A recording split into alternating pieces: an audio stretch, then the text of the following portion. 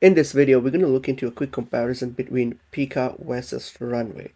So let's look into these platforms. So Pika Labs here, it's actually an AI video generation or editing platform. It's aimed more at like short form, creative and attention grabbing visuals.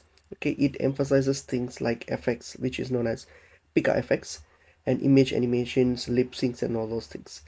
Whereas Runway ML here, it's more of a full creativity suite, like from video, image, audio generation, editing, composing, and all these things. It's more established and has broader tools for both creative and creative professionals as well as individuals.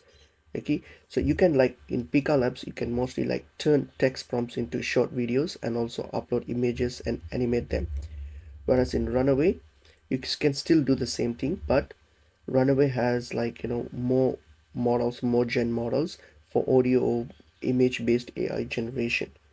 So some of the strength of these Runway AI is that Runway is more match has more mature editing and composition tools, and it has a stronger infrastructure for video production for workflows. It's better suited for longer and more complex and polished videos. The only issue with that is the higher cost to access top level features. You need to pay more, and also there is a steep learning curve if you want to leverage all the advanced capabilities. Pika Labs on the other hand here, actually it's fast, fun and creative, gives you a creative output. It's very approachable for social media content, and it has stylized visuals and effects with less setup.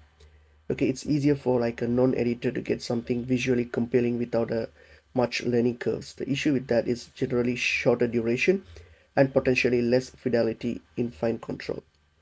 So, and also if you're looking for more professional cinematic work, this might run into some limitations in resolutions and durations and stuff.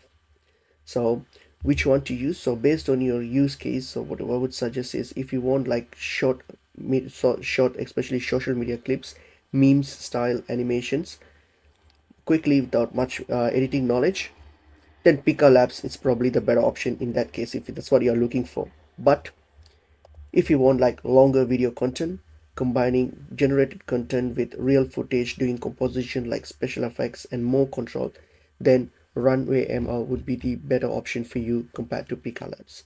Hope the video helps.